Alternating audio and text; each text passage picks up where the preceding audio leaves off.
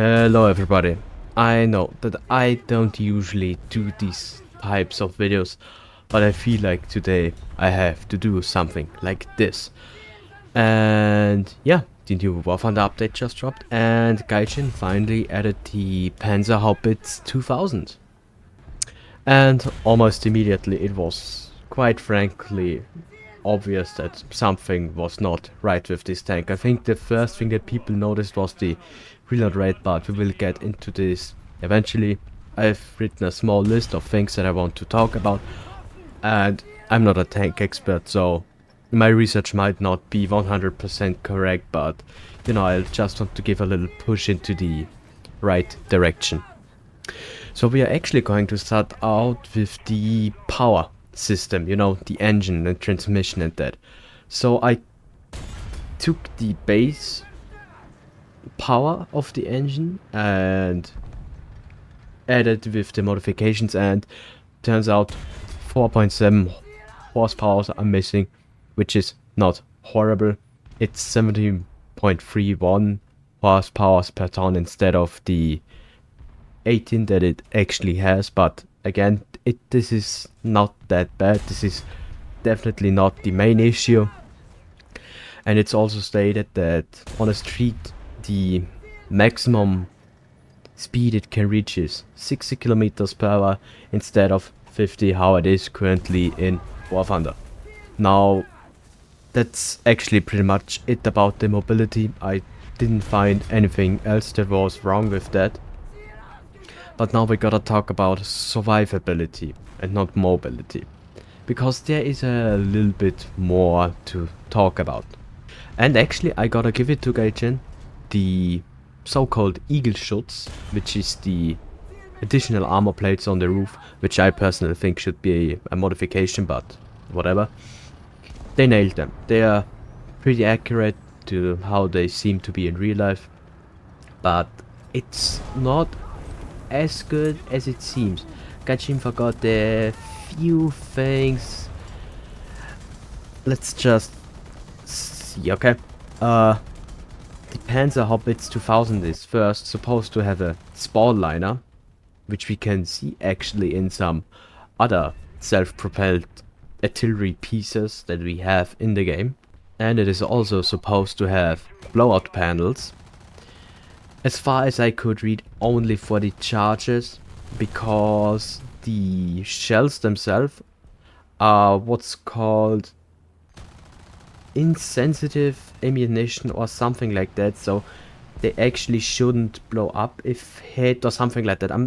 As I said, I'm not 100% sure, but I know that there's supposed to be charges, well, blowout panels for the charges in the back of the turret to save the crew in a catastrophic ammunition hit or charges hit, which would cause them to detonate and thus saving the crew.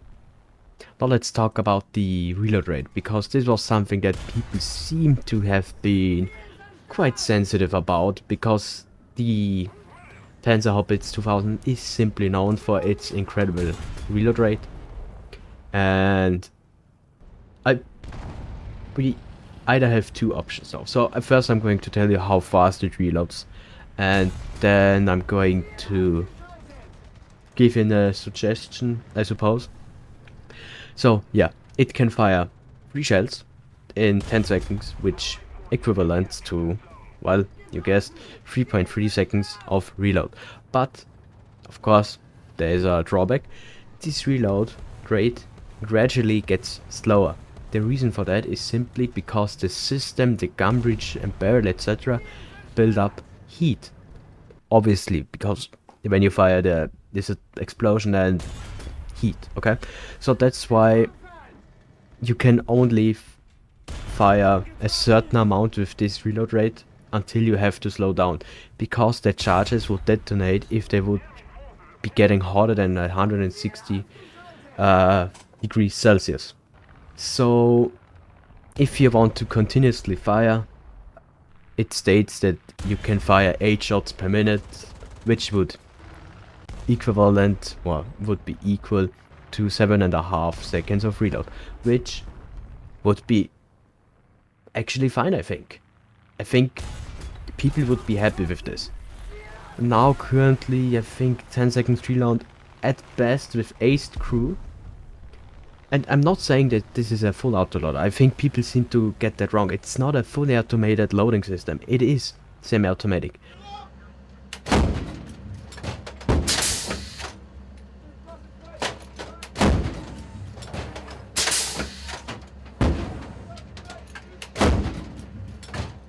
Because only the warhead, the shell, is loaded in, I think, and I'm pretty sure that the charges a human loader has to push into the gun breech. So, yeah, actually better crew makes sense to have faster reload rate.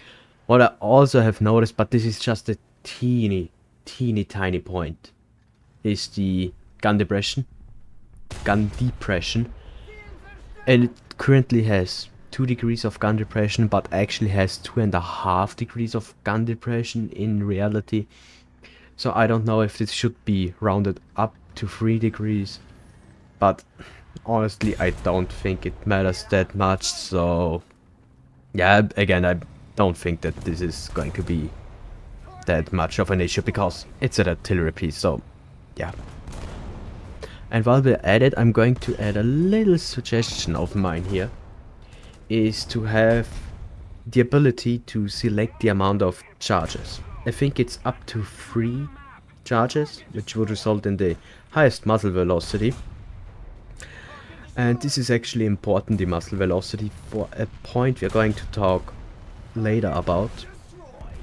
And yeah, you know, maybe select them and have set muzzle velocity then set to it, because actually that's a nice way to start with the ammunition, because as it is right now, the best shell for it, or well, stock shell, the M107, first is not recommended to be used with the maximum amount of charges, which is also in a lower maximum range of 27.9 kilometers or something like that. I didn't write it down because it's not that important in War Thunder. But M107 is clearly outdated for this type of vehicle. So that's why it uses L15A1, and I think it's the same as DM121, but I'm not 100% sure about that. The stuff about the modern ammunition of the Panzerhaubitze 2000 is a bit iffy. I think some of it is still classified. But what I found out is that the L15A1, which is the shell used by the Panzerhaubitze 2000, has a roughly 1000 meters per second of muzzle velocity and 11.3 grams of TNT equivalent, I think. But that actually might be something like composite B, but I just couldn't find it, and so I tried my best. I couldn't find any proper specifications for it, but I'm going to assume that this is TNT equivalent. So, but 11.3 grams is great. So that would be much better than what we have now with the 9.14 kilograms of TNT equivalent with the M107. Okay, so I did check again now on the ammunition manufacturer's website, and I don't know if I'm allowed to show this, but yes, it is composite B, you know, RDX, or was it, yeah, RDX and TNT mixture, and 11.3 kilograms of it, which would have an equivalent of 12.33 kilograms of TNT. And yeah, so this would be an appropriate shell to research. You have a better high explosive shell for our beloved Panzerhaubitze. And again, I'm not 100% sure about the muzzle velocity, but I know that it now has over 12 kilograms of TNT filler. And I don't actually know how to calculate the penetration of it then. Actually, hold up. Let me do a quick calculation.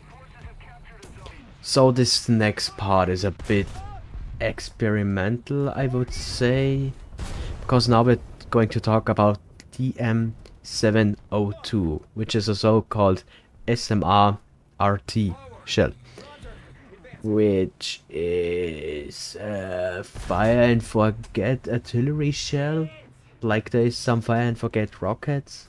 Let me explain. As far as I read, you essentially select roughly where the enemy is, or let the computer know. It calculates where you need to shoot. You shoot there. And then, when it arrives at its target, it has 2 sub-ammunitions, which eject, and then do a top attack with a shaped charge onto the said target. I don't know exactly how it works, and I'm not sure if this could be implemented, but this again is the part where I would love to see, with the amount of charges you can put into the tank, because with 1,000 meters per second you aren't going to be able to lob it over a hill. You would need a lower velocity for that, and that's where 1 charge would be very nice to have instead of 3 or 4, and or I don't know how many this theoretically. So yeah, and I don't even know if there's a minimum range for that actually. I don't know how it should be implemented, if it should be implemented. Honestly, this could be very experimental. If they want to mess around with that for the next update, sure. If it works, it works. If not, then yeah. But I'm a little afraid that it might be a little too powerful. Simply because, you know, War Thunder maps are not that big. So there's, if you fire, there's not like 40-50 seconds where the shell is in the air and has room to have errors, etc. But yeah, so that's pretty much it. I know it's not something that I usually do, but I just got really upset because I'm a huge fan of the Panzer Hobbits.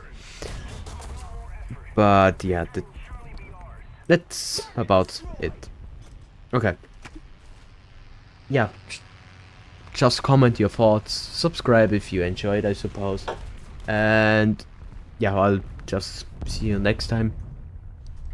And yeah, enjoy your evening. Until next time.